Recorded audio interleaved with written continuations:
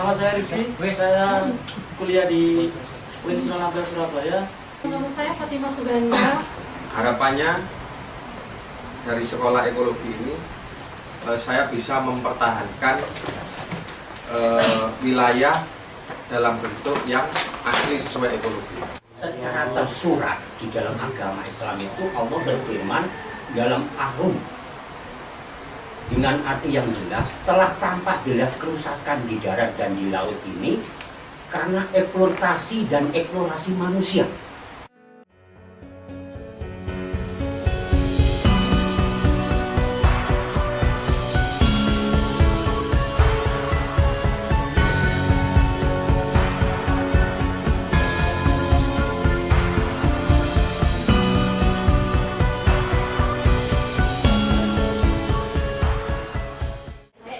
Ya, dari Banyuwangi.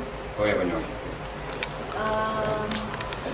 Pertanyaannya adalah sejak kapan sebenarnya manusia itu merusak lingkungan? Saya sedang terganggu dengan pikiran-pikiran seperti itu ketika membaca soal ekologi. Misalnya, secara spesifik misalnya tentang sejarah pertanian kita. Ketika dulu pertanian kita belum menetap begitu, orang membuka lahan dengan membakar hutan, begitu kan? Setelah selesai panen mereka tinggal, mereka cari lagi wilayah hutan, mereka buka, kemudian mereka bakar lagi dan mereka tinggal. Ketika manusia sudah jumlahnya semakin banyak, mereka menetap di situ, mereka kembali membuka hutan, melakukan pertanian di situ dengan berbagai hal-hal yang berupa domestikasi pertanian itu, peternakan dan sebagainya. Ada beberapa pihak yang menyebut itu sudah menjadi awal manusia melakukan perusakan begitu kan terhadap lingkungan. Tapi di sisi lain kita butuh makan gitu kan, dan cara-cara yang sesuai logika yang dilakukan, ya akhirnya pertanian seperti itu menjawab kebutuhan kita di tengah jumlah manusia yang semakin membludak. Itu yang pertama. Yang kedua, saya juga sedang terguncang ketika membaca Goleman yang Ecology Intelligence, kecerdasan ekologi. Bagaimana kita di buku itu jelaskan bagaimana kita sebaiknya memeriksa dari barang-barang yang kita beli. Ya, akhirnya saya menyadari bahwa semua barang yang kita beli tidak satu pun yang ramah lingkungan begitu kan. Termasuk ketika saat ini banyak produk-produk yang sudah berbau misalnya baju organik misalnya gitu ya, di tulisan Goleman itu. Kemudian Goleman mengajak kita memeriksa sebuah baju yang dia sudah ditulis bahwa ini adalah berbahan organik gitu. Apakah sudah benar-benar ramah lingkungan? Mereka periksa satu-satu. Misalnya, apakah kapas yang ditanam itu tidak ada penindasan terhadap buruhnya misalnya gitu. Kemudian apakah kapas yang ditanam sudah menggunakan cara-cara yang ramah lingkungan, misalnya untuk pupuk, pestisidanya, begitu kan, sebagainya. Kemudian ketika itu proses masuk ke industrinya, apakah perusahaan itu yang membuat sudah memberikan kesejahteraan yang layak misalnya untuk buruhnya. Kemudian dia bertanya juga, bukankah pewarna yang dibuat begitu ya untuk baju itu juga kecenderungannya juga merusak lingkungan, mencemari, dan juga bisa melepaskan gas yang berbahaya begitu kan untuk lingkungan begitu kan. Itu baru sebatas baju gitu kan.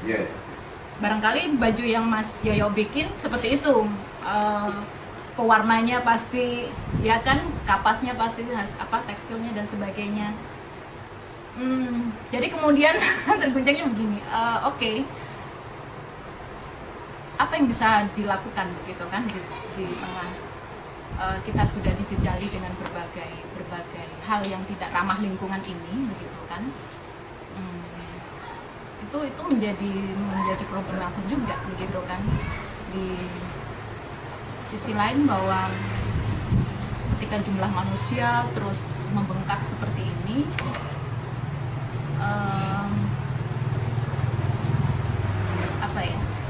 dengan kegagalan-kegagalan apakah memang jumlah populasinya yang harus ditekan dan sebagainya. Itu pertanyaan-pertanyaan yang masih bergelayut di otak saya. Ya. Jadi sampai hari ini di setiap kota, nggak peduli dimanapun, dekat-dekat Beijing atau apa di Tiongkok itu, emak-emak itu pagi jam 5 dia buka dulu. Hari ini merah, oranye, kuning, atau merah tua gitu. Begitu merah tua, udah tidur lagi, nggak usah sekolah gitu. Jadi dan anak-anak semua keluar rumah hanya boleh dengan masker, kira-kira gitu. Nah, jadi kita pada waktu itu, wah Indonesia nih bakar hutan, ini petani nih pasti segala macam gitu. Pokoknya terjadi, kita nggak tahu mana yang benar gitu. Nah, coba kita perhatikan satu tadi yang bilang sekolah rimba, siapa yang inspirasinya sekolah rimba tadi? Siapa namanya, lupa lagi? Nah, ya. Jadi saya mau ngambil contoh orang rimba, bukan sekolahnya, ya, orang rimba. Saya secara skematis begini ceritanya. Jadi kalau ini adalah wilayahnya orang rimba, ini ada gunung, ada bukit gitu ya, ini ada aliran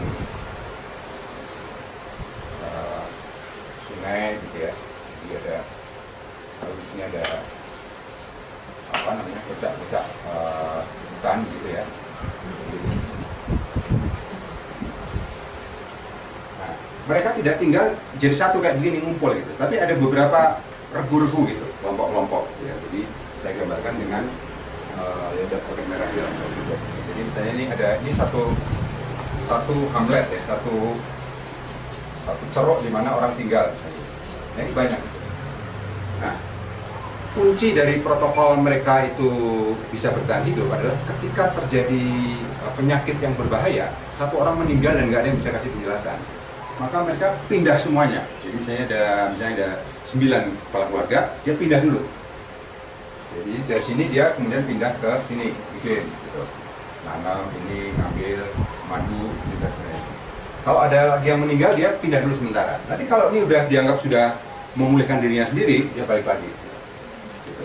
Nah, di seluruh Kalimantan itu ada lagi model itu diketahui, dipelajari FAO berdekade-dekade dan sebagainya. Jadi tanah berak tanah berak itu adalah fallow istilahnya bahasa Inggrisnya. Jadi sampai hara-hara itu muncul lagi dengan cukup, sebelum itu terjadi mereka tinggalkan sawah yang atau ladang yang sudah ditanami, karena mereka tahu seperti Baduy tadi itu gitu.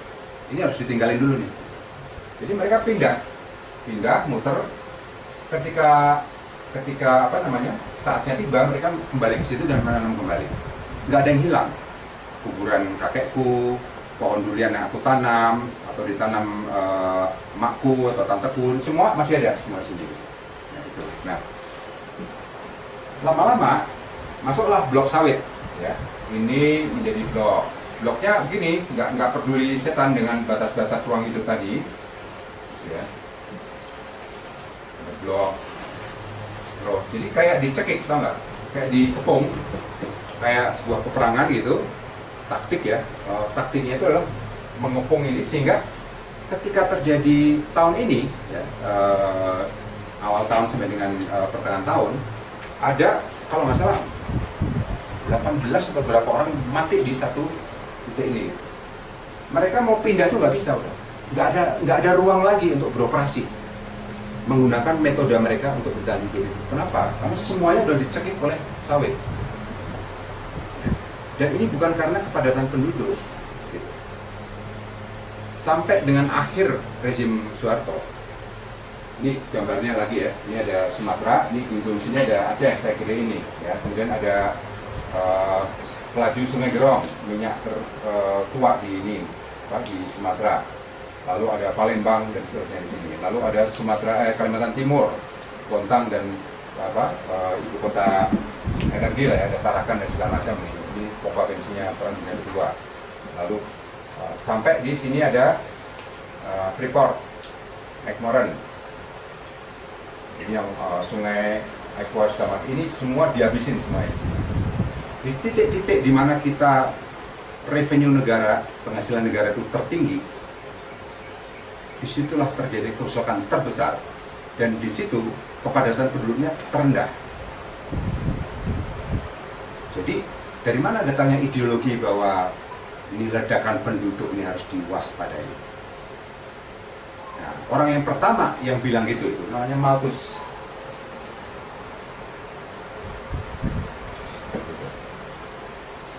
dapat gelar bangsawan dan segala macam itu. Tetapi dia bicara ini dulu itu dalam konteks mempertahankan ada sebuah undang-undang baru tentang tanah dan dia membela kelas atas di Inggris pada waktu itu. Nah ini laku sampai sekarang di sekolah-sekolah biologi apa segala macam. Malthus disebut seperti kita membicarakan kakek buyut kita sendiri. Masa nggak tahu sih Malthus, kira-kira gitulah gitu ya. Nah jadi disebut neo-Malthusian itu. Contohnya pada waktu 1970-an muncul Limits to Growth. Ya, dari 4 orang, satunya itu ahli strategi bisnis, satunya ahli fisika, apa segala macam gitu. Lalu mereka bikin ideologi untuk menakut-nakuti tentang limit ini. Gitu ya.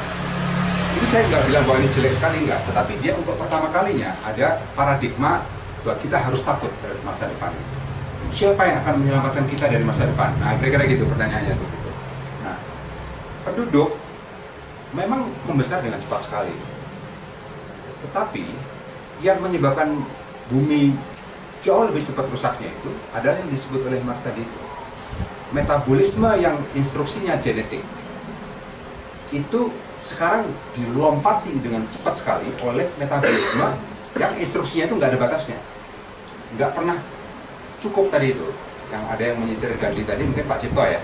Jadi atau sebetulnya bukan Gandhi, satu komandan Indian juga bicara begitu ya. Jadi bahwa dunia ini lebih dari cukup untuk pertumbuhan penduduk yang seperti apapun juga sebenarnya. Tapi dia nggak cukup satu orang yang rakus.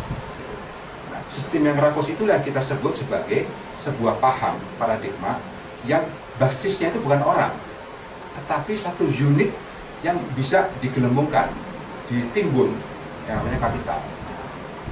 Nah, paham ini, karena paham di dalam konteks bahasa Inggris itu ism, disebut sebagai capitalism. Jadi, sebuah paham yang basisnya itu adalah bukan orang, tapi kapital. Nah, jadi itu pertama ya, untuk hati-hati dengan apa yang kita dengar, gitu ya. Atau kalau dibalik, apa yang kita nggak pernah baca dan dengar, itu bisa membunuh kita, kira-kira gitu. Jadi, yang kedua tadi adalah cerita tentang rantai pemeriksaan sejauh mana kita ini. Nah, saya mengusulkan supaya nggak pegel, kita sekarang semua berdiri, tapi bukan untuk ngitung-ngitung angka lagi. Kita masuk ke ruang makan sekarang. Mari kita masuk ke ruang makan. Jangan salah, kita tidak makan lagi, tapi kita hanya masuk ke ruang makan. Cepat. Masuk.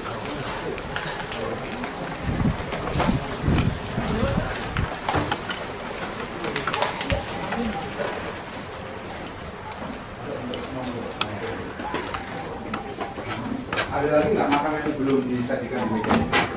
Sisa mas dari yang pakai tadi. Keluarin yang ada. Ya, itu yang bukan sisa. ini. Oh ya, oke, sisanya oke. Oh ini? Coba, tunggu, penting. Oh, tahuan deh.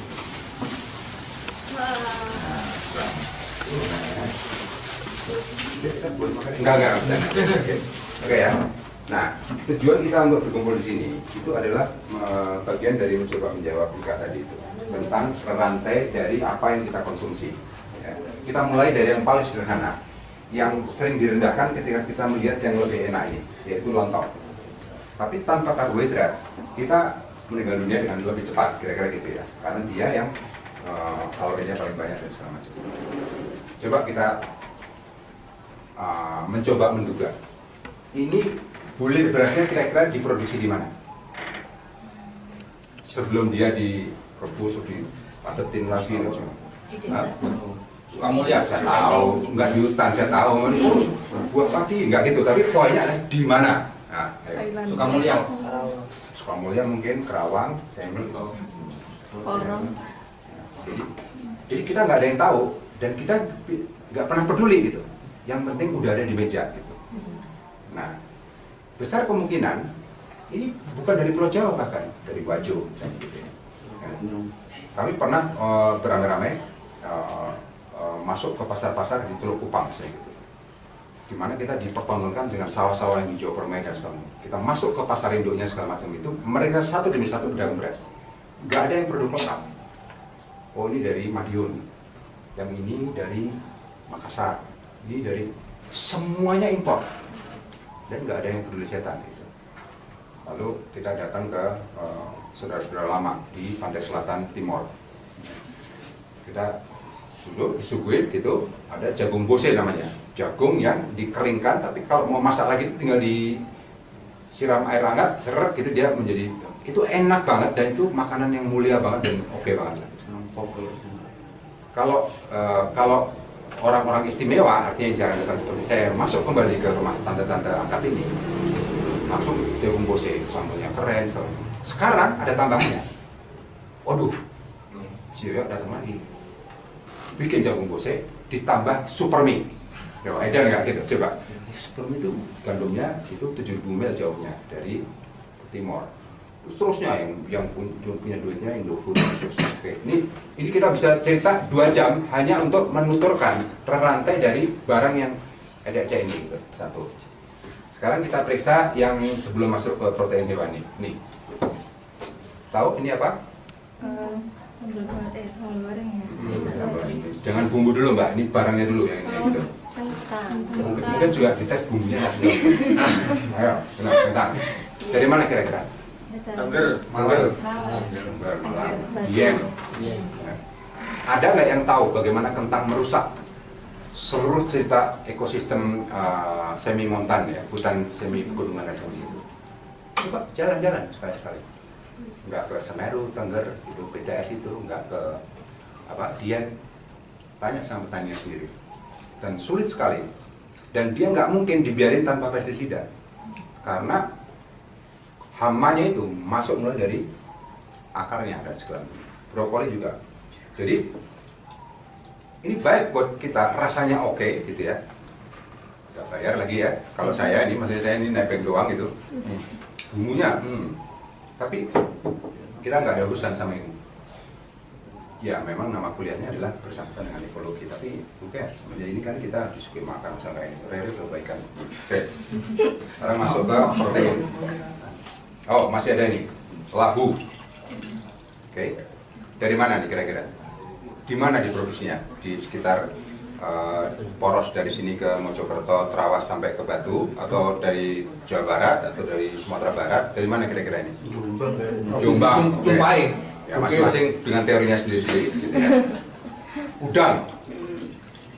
Kok tiba-tiba ada udang dari mana kira-kira? Nambangan. Kok masih ada udang gitu hari ini gitu? Tambak. Hah? Tambak.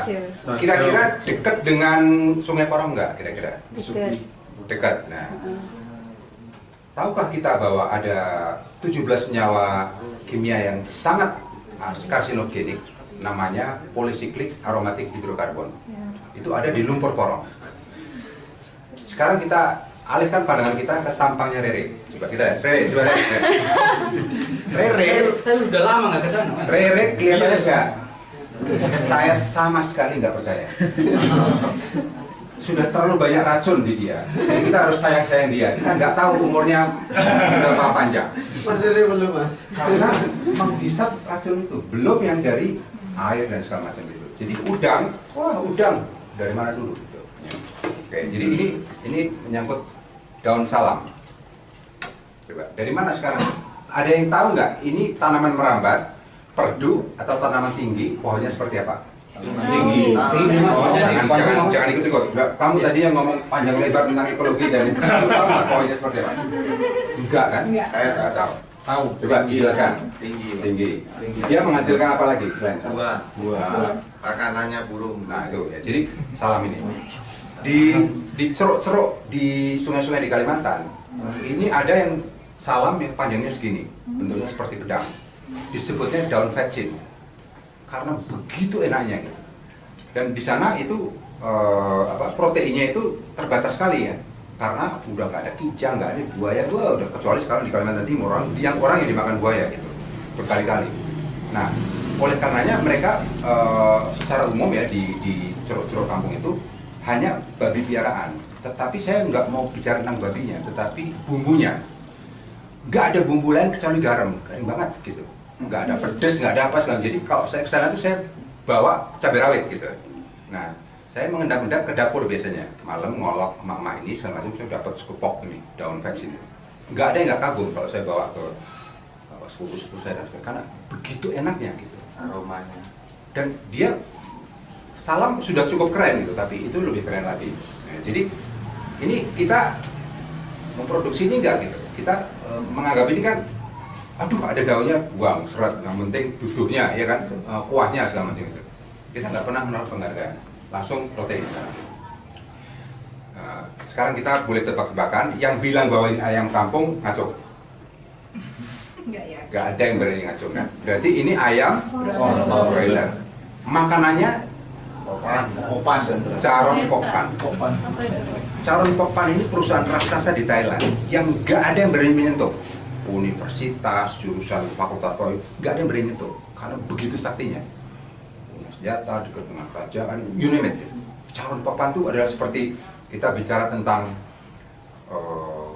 Goliath atau apalah gitu ya, bayangan sosok yang paling, mohon maaf saya agak kuno gitu, tapi coba pahlawan-pahlawan baru yang, dan di Indonesia itu dia juga malang melintang banget gitu ya, malang melintang. Tahun lalu itu dihitung dengan cepat bahwa pasar untuk Indonesia itu jumlahnya triliun putarannya, denyutnya itu gitu, gede banget gitu. Dan tahu akibatnya kalau kita makan ini? Kolesterol. Kolesterol. Itu Charoen Pok Pan itu dia bahkan sekarang bisa mempercepat pertumbuhan asal ayamnya nggak kena sinar matahari. Ada biru gitu, jadi taruh di gelap segala macam itu, tumbuh dengan besar. Bahkan sekarang bisa dikasih tambahan sehingga dia nggak keluar bulunya, supaya nggak usah nyebutin bulunya waktu di macam-macam yang pokoknya brutal banget gitu. Jadi setiap kita makan yang lezat ini gitu, kita mulai bisa mengerti bahwa nggak usah pesawat ekologi deh gitu. Kita ngelihat sendiri bahwa kita tidak melakukan perlawanan terhadap ini gitu ya. Nah lalu kita periksa satu-satu, dan ini kalau kita ada rapat perkumpulan ini itu, pokoknya organisasi partikelir itu biasanya gorengan tanpa kecuali gitu. Kita teriak-teriak nih, APP, sawit, ini wali paling depan. Karena di belakang dia. Coba rapat-rapat mingguannya kita bisa periksa. Nanti kita wawancara gitu. Gorengan nomor satu. Habis itu apa? Gorengan dong gitu. Oh, gorengan gitu. Jadi kita adalah sebenarnya pendukung yang sangat setia dari industri yang merusak ini. Gitu. Jadi ini saya ceritain buat saya. Oke, kira-kira. Jadi, nah cerita ini kemudian menjadi sebuah cerita bukan tentang makanan, tetapi sebuah cerita tentang bagaimana ruang-ruang kapital ini itu beroperasi dan kita menjadi konsumen utamanya. Indonesia lumayan 250 juta gitu. Kalau ditambah Filipina, Timur Timur, Brunei, Malaysia bagian Sarawak sama Sabah segala macam ya sekitar 380 juta. Mate gitu. Katakanlah 1%-nya aja buat bagi 100 kan 3,8 juta kali gitu. Itu tiap hari gitu. Dan seterusnya. Nanti ada, oke, dia akan kena penyakit ini gitu, muncullah obat-obatnya gitu.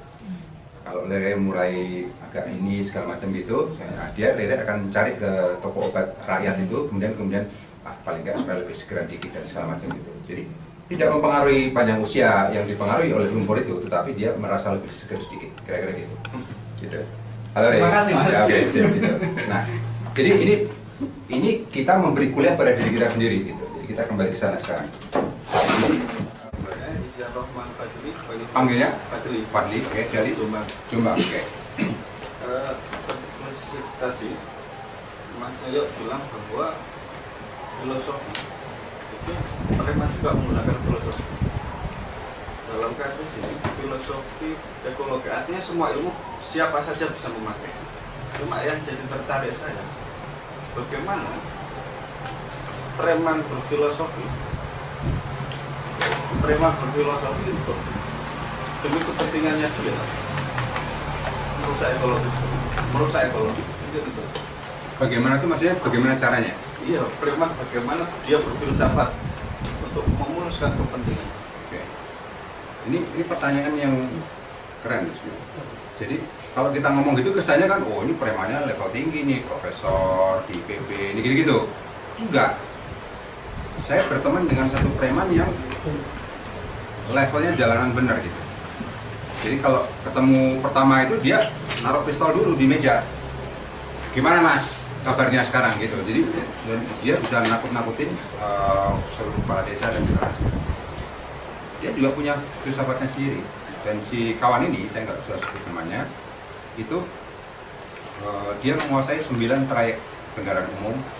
Dia ngasih semacam honorarium untuk semua pengurus publik dari polisi atau selatan itu di wilayahnya dia, dari yang paling tinggi.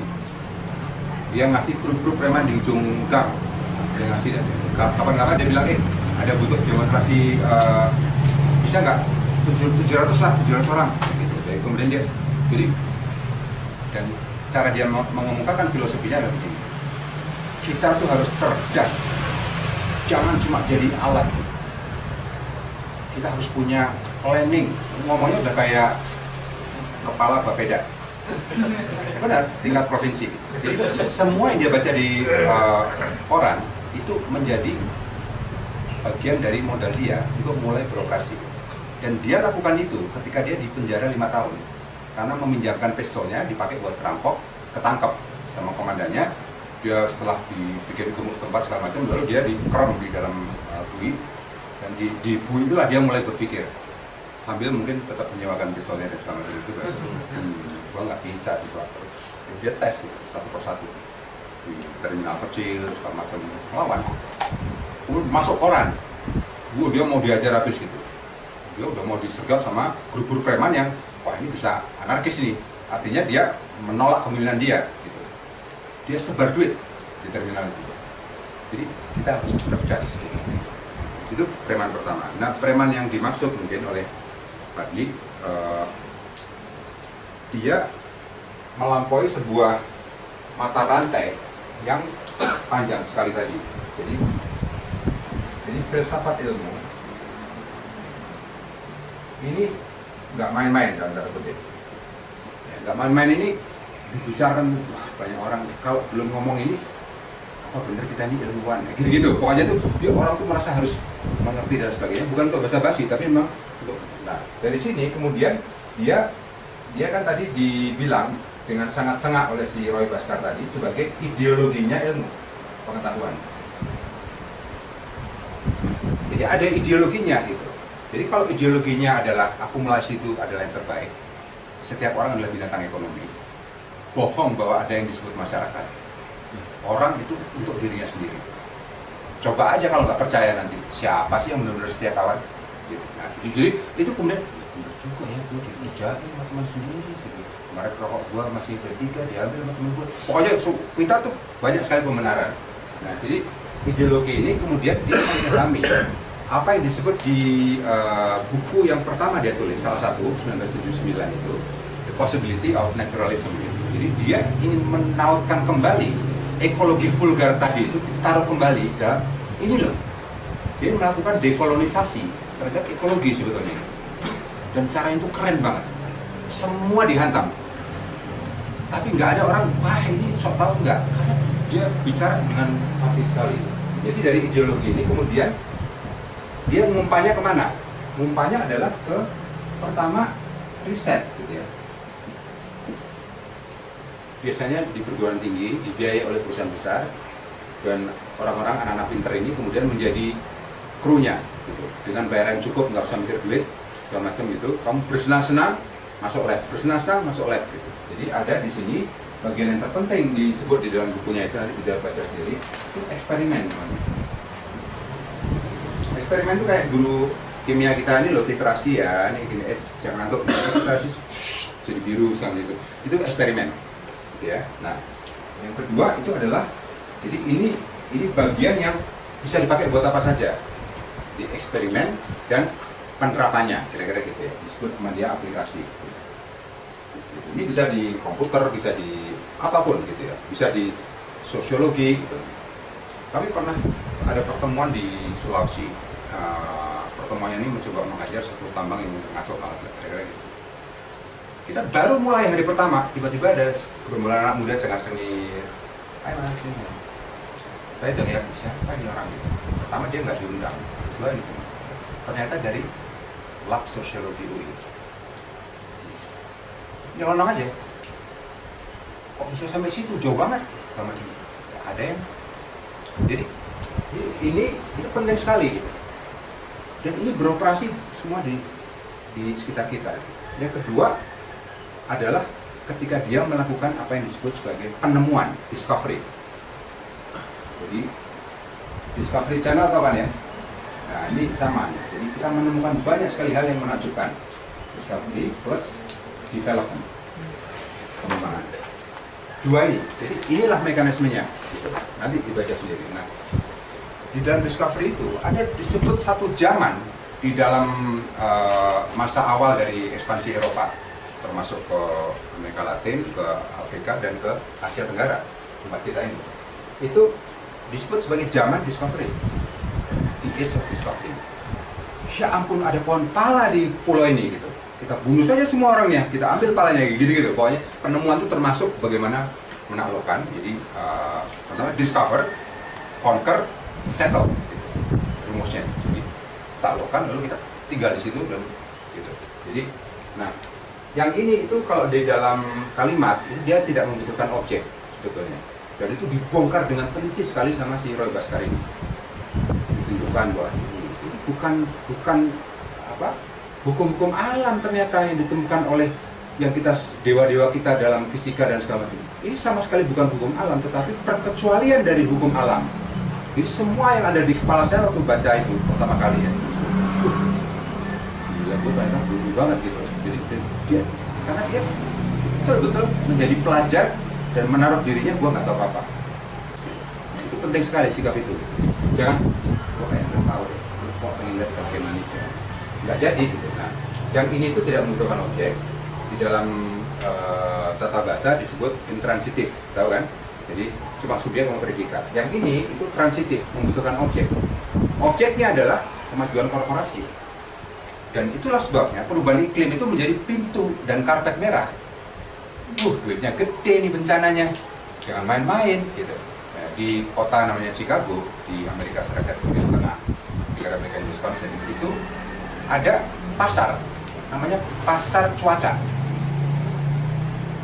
Bukan karena tempatnya di kampung cuaca atau apa gitu, tetapi begini pasarnya itu. Saya petani, ukurannya gede, atau saya peternak. Sapi saya sekitar 1.500, kira-kira gede itu kira-kira.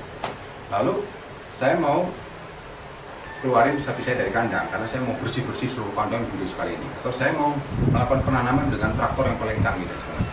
Saya perlu tahu Sabtu depan ketika saya memulai pekerjaan itu hujan apa enggak di ladang saya atau di peternakan saya. Dia membeli asuransi ke si pasar cuaca tadi. Kayak kita mau terbang atau naik kereta atau naik kapal, kita mau beli asuransi nggak mas gitu. Kalau mati istrinya dapat duit loh, bisa gitu, atau suaminya bisa loh ini gitu. Kita ditakut-takuti dengan bencana tadi itu. Sama paradigmanya dengan cerita Ibu Ikon Mejo tadi. Mati kalau nggak punya duit, kasihan loh keluarganya. Bener deh. Ya gitu-gitu. Jadi ya padahal siapa yang mau mati, yang nentuin siapa gitu, bukan perusahaan asuransi kan. Sama ya. Jadi dibilang oke, wah mahal ini. Ya, lihat kan profilnya. Preminya nggak mahal ya. Gitu kira-kira gitu. Ya kalau ini ya kita minta 2,5% lah dari berapa sih boleh dihitung satu musim tanam segitu. Jadi dia dapat misalnya $5.000, lumayan.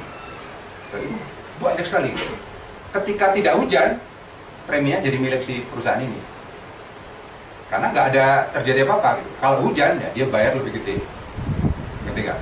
Nah jadi pertanyaan Fadli tadi itu, ini jurusnya tak terhitung. Lalu dia masuk ke legislasi. Prolegnas itu ternyata 200 rencana undang-undang per tahun ya. Wah, kalau tambah 20 aja nggak apa-apa dong. Gitu. Kita ini ya masukin ya. Gitu. Jadi beberapa tahun yang lalu saya bikin studinya, karena saya jadi bagian kambing congek dari sebuah proses yang sama, dan saya pengen belajar ini. Orang dari DPR-nya tuh ngomongnya gini, panitianya. Ya kalau dihitung-hitung dengan ongkos sidang atau lagi, paling 20 miliar. Jadi kalau saya punya uang 20 miliar, pinjam dari siapapun lah gitu, atau ngerampok atau apa itu, saya bisa punya rencana undang-undang saya. Sebegitu mudahnya mengubah ketentuan politik. Pada waktu itu, baik saja, prolegnas sudah. Dan kita melakukan penapisan, yang untuk urusan metabolisme sosial berapa persen dari sekian RUU, yang ini gimana, yang ini gender, misalnya. Oke ya, jadi jelas ini. Ini yang ada yang lebih tinggi lagi, gitu ya, mainnya sama presiden, sama ini, sama orang paling kaya di dunia dan segala macam itu. Semua, dan itu ada klubnya, dan nanti siang kita bisa lihat. Ada lagi? Ya. Pak, ini mungkin agak melenceng, tapi mungkin bisa juga dihubungkan. Iya, nggak apa-apa, kita kan semua melenceng. Ini terkait positifisme dalam ilmu sosial, Pak. Oke. Sebenarnya saya sempat frustasi dan memboikot satu mata kuliah, yaitu mata kuliah ASEAN. Saya sekarang semester 11. Ini kamu jurusan apa dulu nih? Hubungan internasional. Waduh, itu dia tuh, oke. Jadi positif saya heran Pak, dalam studi saya itu kalau tidak perang ya berdagang, kalau nggak realisme ya liberalisme. Dan yang sangat berdampak itu misalnya kalau perang itu menjadi terlegitimasi dengan adanya paradigma realisme, misalnya konsep Lebensraum atau ruang hidup yang juga Robert Malthus katakan, dan itu yang mengimbangi adanya perang dunia kedua, proliferasi nuklir yang berdampak kepada masyarakat juga. Dan juga misalnya liberalisme dengan doktrinnya Adam Smith soal bahwasanya manusia itu selalu mengejar sesuatu yang terus naik ke atas gitu, mengejar sesuatu yang tidak stagnan, selalu mengejar kepuasan. Nah, itu selalu dijadikan legitimasi dalam setiap analisa dalam hubungan internasional, Pak. Nah, tapi ketika saya melihat itu yang disebut ilmiah dengan logika yang deduktif, ketika saya melihat realitas saya ketika saya dari kecil di Papua dengan adanya Freeport. Kamu di mana persisnya di Papua? Di Jayapura. Oh, itu dia tempat yang agak unik di Papua ya. Ya, terusnya. Ketika di Jayapura saya melihat justru yang disebut liberalisme, interdependensi, ketergantungan antar negara dan lain-lain itu semua bullshit, Pak. Saya setuju kalau itu semua bullshit, karena ketika seorang dosen menjelaskan di kampus soal positivisme, empirisme, rasionalitas, paradigma, tapi ternyata di lapangan justru itu menimbulkan dehumanisasi yang mungkin secara kasat mata dehumanisasi sebagai hasil dari krisis ekologis. Misalnya dengan adanya krisis ekologis di Freeport itu mengakibatkan krisis sosial yang berujung pada pelanggaran hak asasi manusia. Dan apa ya Pak, ketika Bapak menulis di artikel ini soal studi-studi ilmu sosial, saya agak pesimis Pak kalau ilmu sosial bisa membantu dalam analisis yang lebih humanis kepada manusia, karena justru positivisme inilah yang menghancurkan semangat-semangat renaissance itu Pak, semangat-semangat pencerahan. Dan tapi ketika Bapak menyitir soal ilmu kemanusiaan, saya jadi ada harapan gitu Pak, soalnya Johan Galtung dalam bukunya Studi Perdamaian, dia mengatakan bahwasanya ini adalah problematika dari ilmu sosial juga yang cenderung kepada positivisme yang mengakibatkan konflik misalnya antar gender, patriarki diperkuat oleh adanya positivisme, penguasaan dikuatkan oleh positivisme, kapitalisme oleh positivisme, bahkan krisis ekologis oleh positivisme juga Pak.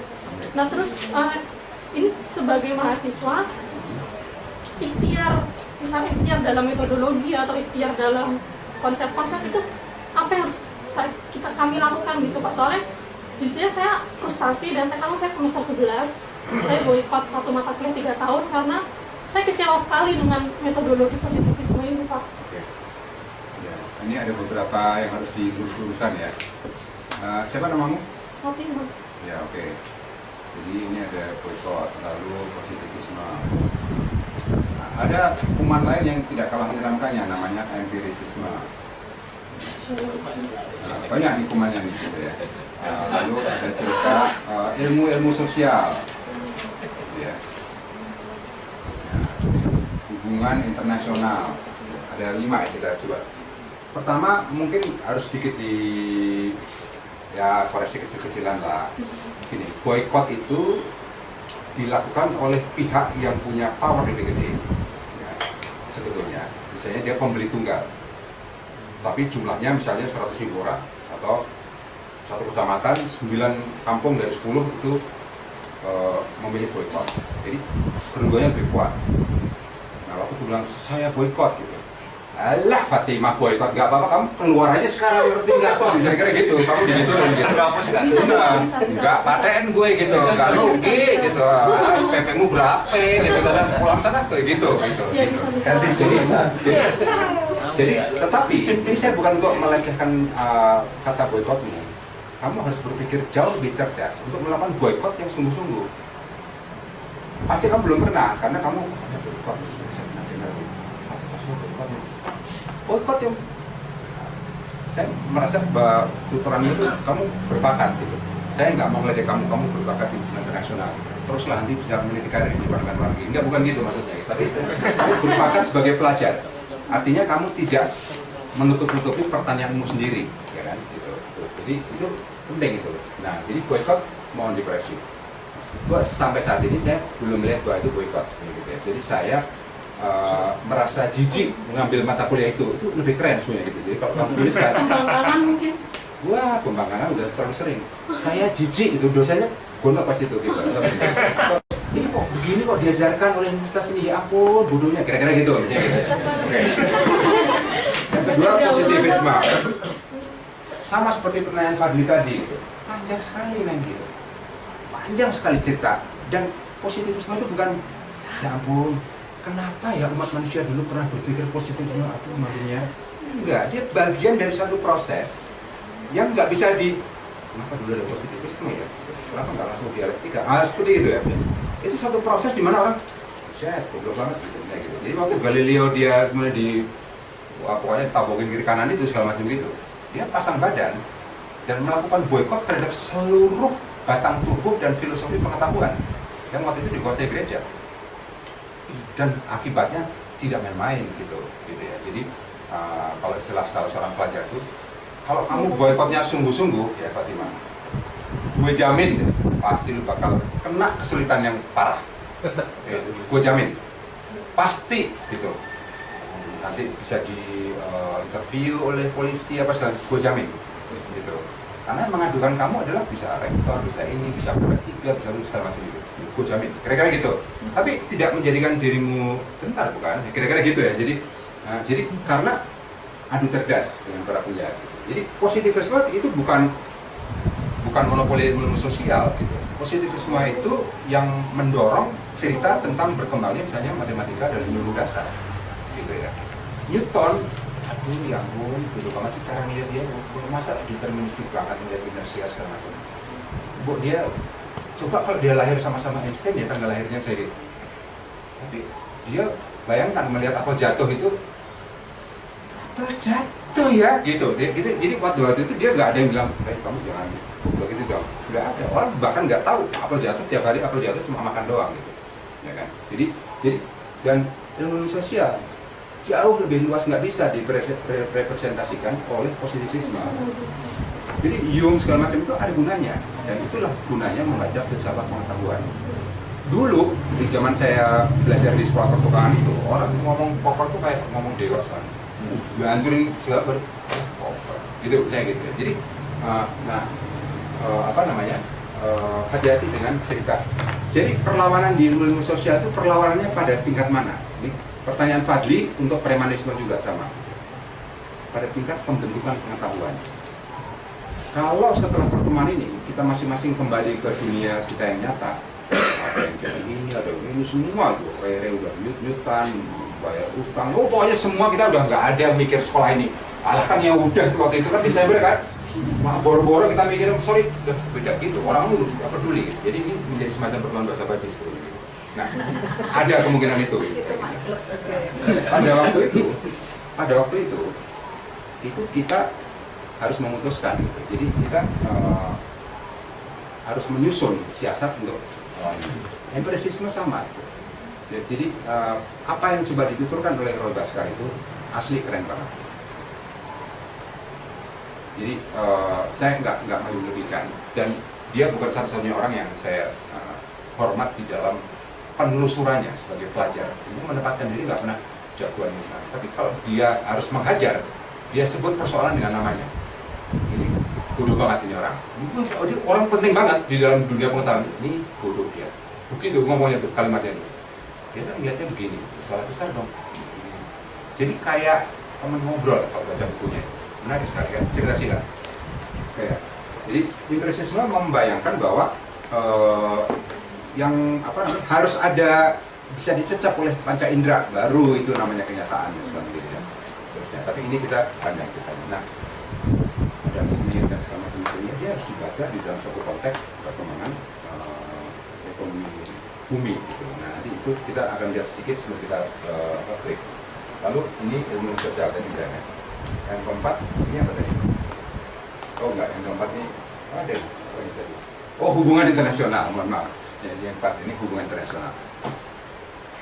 Waktu kamu masuk hubungan internasional, imajinasimu itu apa? Kamu masuk jurusan apa? Sekarang preman kah? Masa depan yang gemilang, calon suami yang aduhai, mungkin menteri luar negeri sendiri, dan segala pokoknya apa bayangannya? Perdamaian dunia, Pak. Itu enggak, jangan diketawain. Jadi, oke, lanjut. Tapi terus saya ketemukan kontradiktif semuanya. Nah, jadi peperangan dunia kira-kira gitu ya. Peperangan dunia tuh dilegitimasi misalnya dengan paradigma liberal, terus pemberantasan kemiskinan malah justru yang muncul paradigma liberal, kontestasi, perebutan ruang hidup. Jadi semuanya kontradiktif, saya stres, Pak. Jadi ini mencari ruang-ruang alternatif yang dimana sebenarnya kampus itu nggak memberikan apa-apa, hanya omong kosong.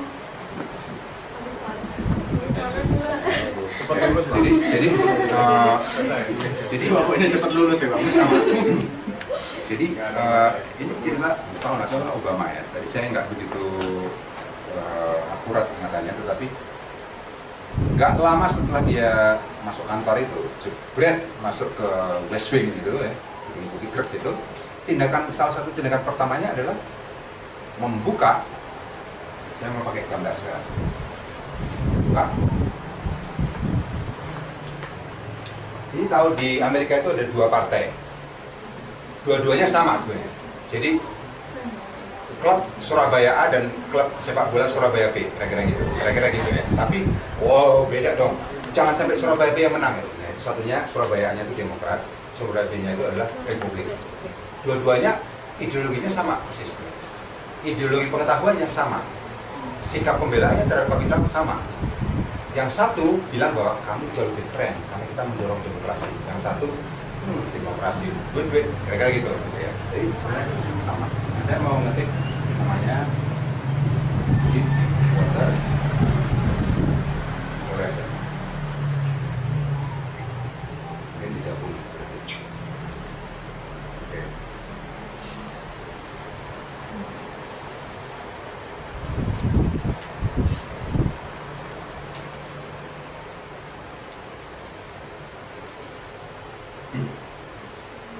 Ini satu anjungan minyak di Gulf of Mexico.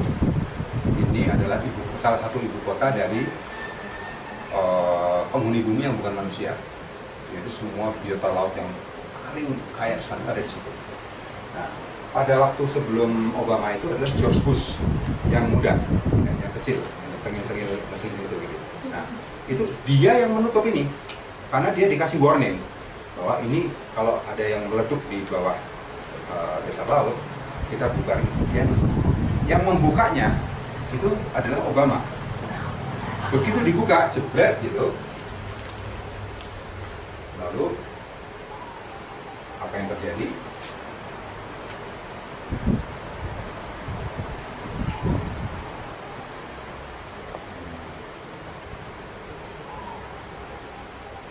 Ya ini ada saya mau ada gambar-gambar yang serem-seremnya, tapi mungkin saya mau dilarang untuk menunjukkan ini. Jadi prinsipnya adalah dia kemudian terjadi satu kecelakaan yang fatal banget. Saking fatalnya, ini yang mengoperasikan BP namanya. Tadinya namanya British Petroleum, kemudian mengubah diri menjadi Beyond Petroleum, ya, karena dia tenaga matahari, segala macam renewable, soalnya dia yang pegang sekarang. Nah, British Petroleum kemudian didendanya itu $20 miliar kalau nggak salah. Oh, absurd banget, langsung pecat semua yang CEO-nya segala macam sama pemegang sahamnya. Gara-gara ini meledak korbannya banyak, dan itu semua jenazah yang bukan manusia itu, sampai bulan-bulan masuk bau segala macam itu ya. Nah, apa yang saya mau tutupkan adalah di dalam cerita itu, kenapa dan kaitannya dengan tadi itu, waktu dia kampanye untuk reproduksi kekuasaan negara itu, kampanye untuk jadi presiden, dia kan mana mungkin dia ngecek ini dari siapa itu, rekeningnya mana, terus jangan deh, nggak mungkin, ya kan? Dia menjadi tokohnya, dengan filmnya dia serai kan, filmnya apa? Yang sponsorin national tournya itu antara lain adalah perusahaan-perusahaan ini. Ketika dia masuk kantor, disedorin, Pak, ini tolong dibuka lagi izin untuk ngebor. Waktu dibor yang terjadi.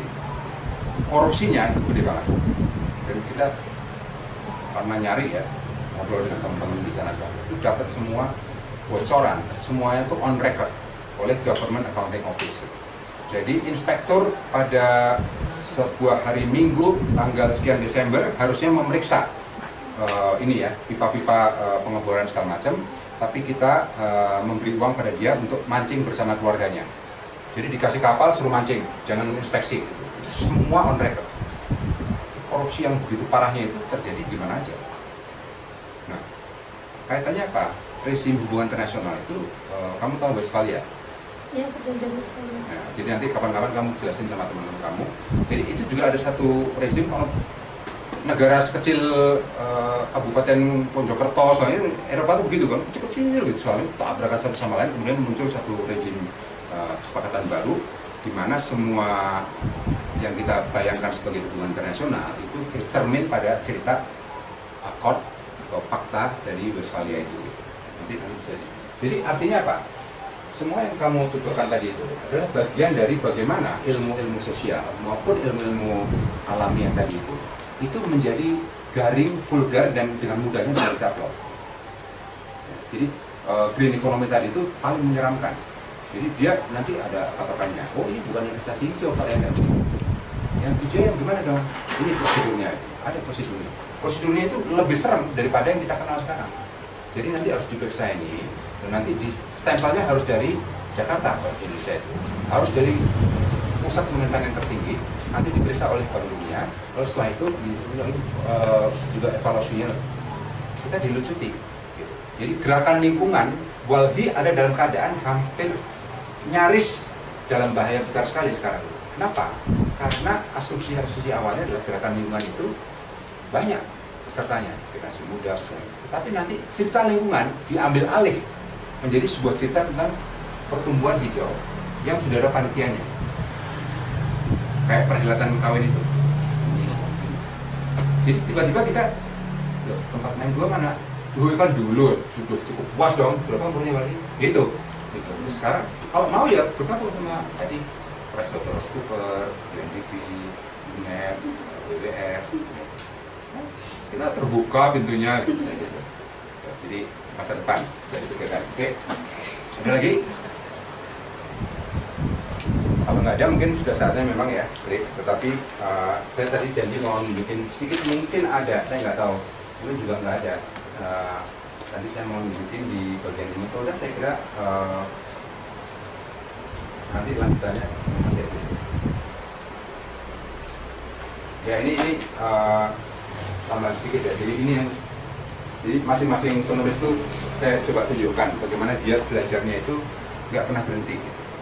Dia bukan sekedar menulis buku untuk ya, oke, ada urusan royalty apa saja, tapi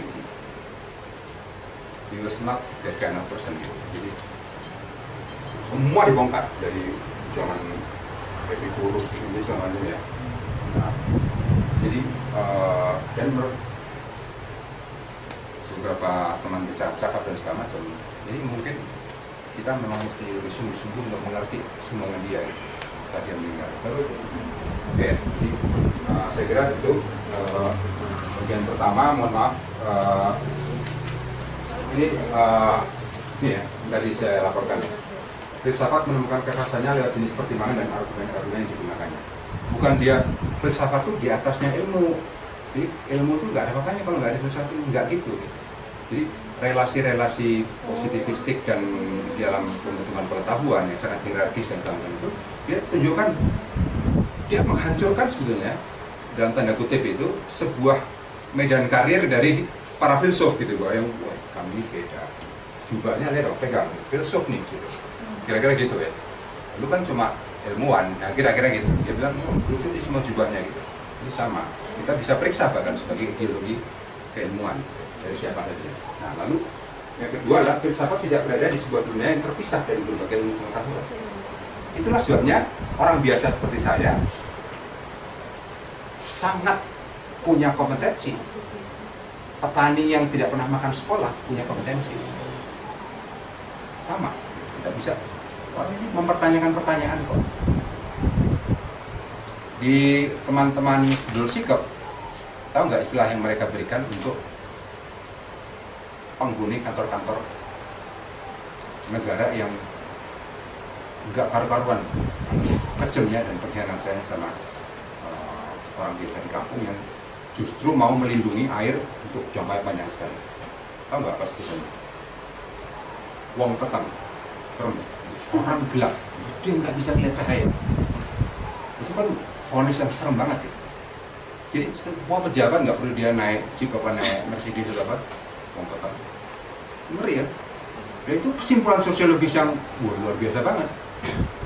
Bukan muncul dari siapa, Pascal atau siapa atau dari, dan itu banyak sekali ceritanya, kita bisa bertukar. Oke, saya tutup mulut, saya kembalikan pada Pak Dere.